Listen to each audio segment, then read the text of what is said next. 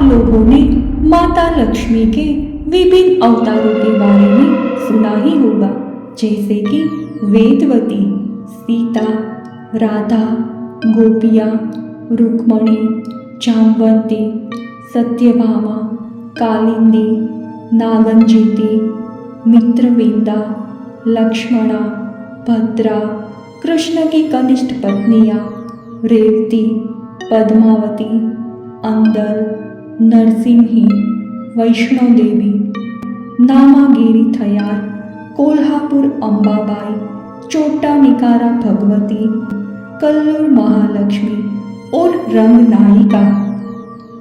इन्हीं में से एक अवतार है जामवती। लेकिन क्या आप जानते हैं कि आखिर कौन थी जामवती?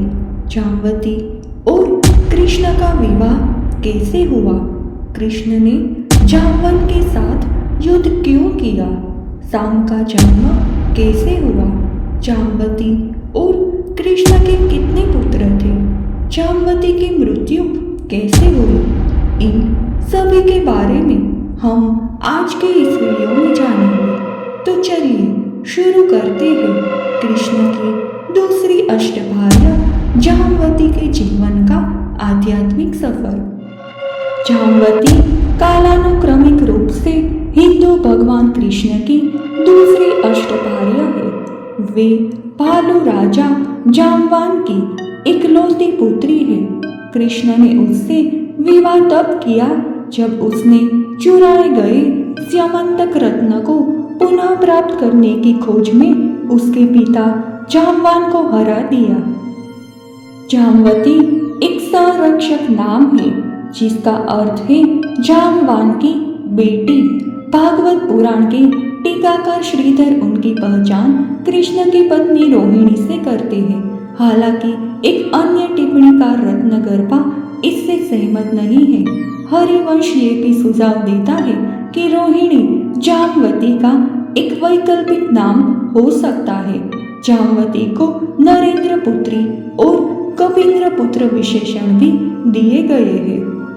महाकाव्य महाभारत में जामवंत को जामवती के पिता के रूप में पेश किया गया है। भागवत पुराण और हरिवंश उसे भालुओं का राजा कहते हैं। जामवती देवी लक्ष्मी के साथ साथ कृष्ण की कनिष्ठ पत्नियों की अष्टभार्या का भी अवतार है। कृष्ण के साथ जामवती और सत्यभामा का विवाह बहुमूल्य आभूषण स्यमंतक की कहानी से निकटता से जुड़ा हुआ है, जिसका उल्लेख विष्णु पुराण और भागवत पुराण में है। ये बहुमूल्य रत्न मूलतः सूर्यदेव का था। सूर्य ने अपने भक्त यादव कुलीन सत्राजित से प्रसन्न होकर उसे उपहार के रूप में चमकदार मणि दी। जब सत्राजित मणि लेकर राजधानी द्वारका लौटा तो उसकी तेजस्वी महिमा के कारण लोगों ने उसे सूर्य समझ लिया। चमकदार पत्थर से प्रभावित होकर कृष्ण ने उसे वे गहना मथुरा के राजा और कृष्ण के दादा उग्रसेन को भेंट करने के लिए कहा, लेकिन सत्राजित ने ऐसा नहीं किया। इसके बाद सत्राजित ने स्यमंतक को अपने भाई प्रसेन को भेंट किया, जो एक परामर्शदाता था। प्रसेन जो अक्सर मणि धारण करता था, पर एक दिन जंगल में शिकार करते समय एक शेर ने हमला कर दिया। एक भीषण युद्ध में वे मारा गया और शेर मणि लेकर भाग गया। शेर मणि को बरकरार रखने में विफल रहा, क्योंकि युद्ध के तुरंत बाद वे जामवंत की पहाड़ी गुफा में प्रवेश कर गया और मारा गया। जामवंत ने शेर के चुंगल से चमचमाती मणि छीन ली और उसे अपने छोटे बेटे को खेलने के लिए दे दिया। द्वारिका में प्रसेन के लापता होने के बाद ये अफवाह फैल गई कि कृष्ण, जिनकी नजर स्यमंतक मणि पर थी, उन्होंने प्रसेन की हत्या कर दी और मणि चुरा ली। कृष्ण, जिन पर ये झूठा आरोप लगाया गया था, वे अन्य यादवों के साथ प्रसेन की खोज में निकल पड़े ताकि मणि पाकर अपनी बेगुनाही साबित कर सके। उसने उस रास्ते का अनुसरण किया जो प्रसेन ने लिया था और प्रसेन की लाशों की खोज की। फिर वे शेर का पीछा करते हुए उस गुफा तक पहुंच गए जहां मरा हुआ शेर पड़ा हुआ था। कृष्ण ने अपने साथी यादवों को बाहर प्रतीक्षा करने के लिए कहा, जबकि वे अकेले गुफा में प्रवेश कर गए। अंदर उसने देखा कि एक छोटा बच्चा उस अमूल्य रत्न से खेल रहा है। जैसे ही कृष्ण जामवान के पुत्र के पास पहुंचे, बच्चे की नानी जामवान को सचेत करते हुए जोर से रोने लगी। फिर दोनों 27-28 दिनों या 21 दिनों तक भयंकर युद्ध में लगे रहे। जैसे जैसे जामवान धीरे धीरे थकने लगे, उन्हें एहसास हुआ कि कृष्ण कोई और नहीं बल्कि त्रेता युग के उनके परोपकारी राम थे। अपनी जान बचाने वाले कृष्ण के प्रति कृतज्ञता और भक्ति में जामवान ने अपनी लड़ाई छोड़ दी और मणि कृष्ण को लौटा दी। जामवान ने स्यमंतक मणि के साथ अपनी पहली बेटी जामवती की शादी कृष्ण से करने की पेशकश की। कृष्ण ने प्रस्ताव स्वीकार कर लिया और जामवती से विवाह कर लिया। फिर वे द्वारिका चले गए। इस बीच कृष्ण के साथ गुफा तक गए यादव कृष्ण को मृत मानकर राज्य में लौट आए थे। राज परिवार का हर सदस्य उनकी मृत्यु पर शोक मनाने के लिए एकत्र हुआ था। द्वारिका लौटने के बाद कृष्ण ने मणि की बरामद की और जामवती से अपने विवाह की कहानी सुनाई। फिर उन्होंने उग्रसेन की उपस्थिति में सत्यजीत को मणि लौटा दी।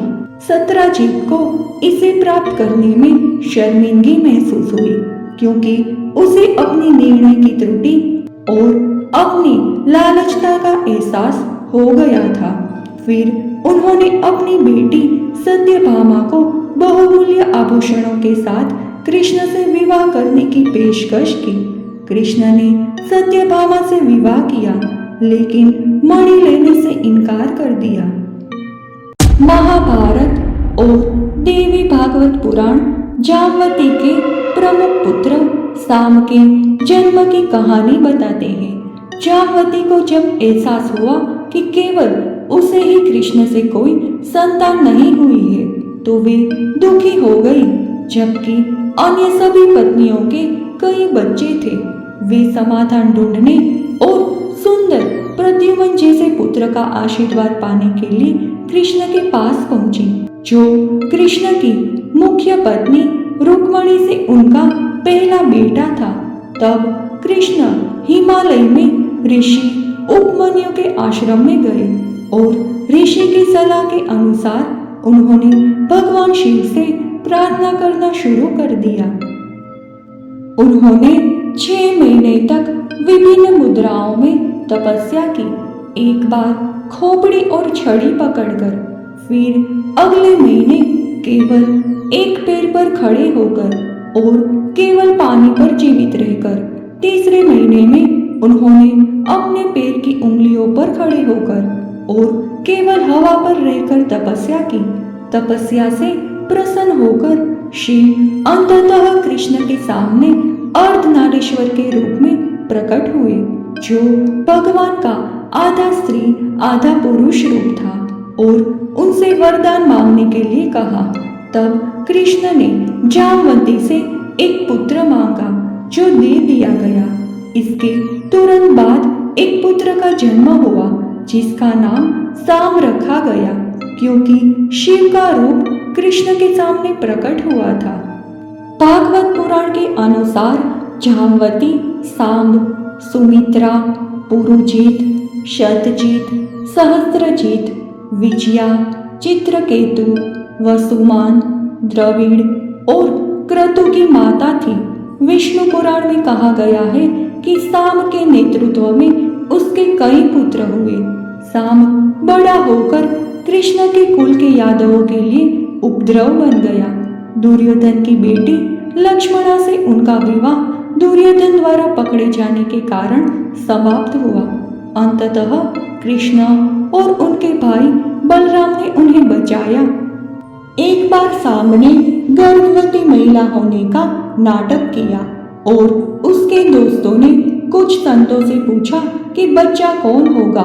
उत्पात से आहत होकर ऋषियों ने श्राप दिया कि सांब के घर एक लोहे का मूसल पैदा होगा और वे यादवों को नष्ट कर देगा। श्राप सच हुआ, जिससे मूसल पर्व में कृष्ण के वंश की मृत्यु हो गई।